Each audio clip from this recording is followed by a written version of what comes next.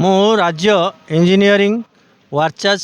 नियमित सेवानिवृत्त कर्मचारी फोरम संयोजक श्री प्रसन्न कुमार प्रधान। आमर है मुख्य अभियोग है आमर एनआमआर डीएलआर एवं वार्चाज वेजेस रेगुलर भाव में जो सरकार करमको पर्यायक्रमे 1/1/2005 पर तेणु तांकू पेंशन प्रदान करवा पुराना पेंशन जोटा कि आम ओसीएस 1992 पेंशन रूल अनुजाई आमको दबा। आज प्राय 20 दिन होगा आमर इंजीनियर फोरम ये 5टी विभाग पूर्त विभाग नगर उन्नयन ग्राम तापर आमर ग्राम्य उन्नयन आमर जल संपद पंचायत राज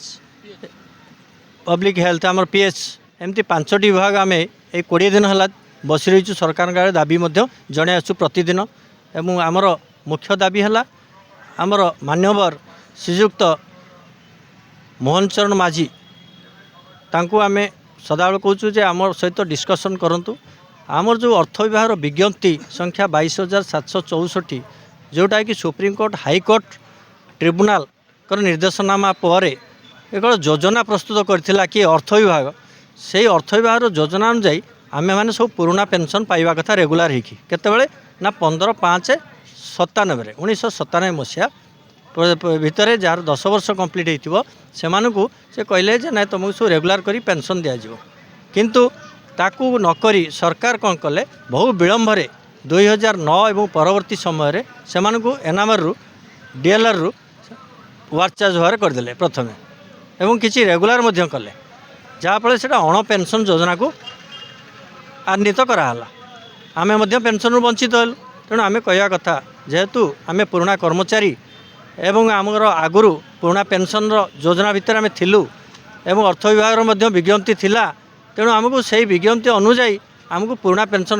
करा जाऊ केमिति ना जो मैंने रिटायर्ड होती थर वार्चाज रिटायर्ड होती ब्रट भरई एनामर ब्रट भरई वार्चाज रिटायर्ड हो गले तेणु से गोटे दिन पूर्व गोटे अतिरिक्त पदवी सृष्टि करा जाए से पुराना पेंशन दि जाई पारिबो एवं जो मैंने वेजेस रेगुलार हेले कि रेगुलार हेले से तांकर एनआमआर डीएलआर पीरियड को मिसई से पाइपर पुराना पेंशन ओसीएस 1992 पेंशन पाइपर तेणु जदि सरकार आमको दब विशेष भी पैसा भी खर्च होबार ना बहुत कम पैसा भितर आम 7,000 भितर कर्मचारी जो अच्छा से मैंने केवल पाइबे बेसी ना 7 लाख 7 कोटी टका खर्च हम तेणु सरकार दवा भी संभव यहाँ गोटे विराट बजेट नुह तेणु हो पार सरकार जदि तांकर मनोवृत्ति आंतरिकता रही जो स्वनामधन्य सरकार आम डबल इंजिन सरकार ये मोहन चरण माझी को आम अनुरोध करुँ मीडिया आमर सोशल मीडिया माध्यम जे आमर जो गुहारी अच्छी जो जेन्युइन डिमांड ताको पूरण करूँ नचेत आम आगामी दिन में सरकार को सूचाई दौचु जे निश्चय आम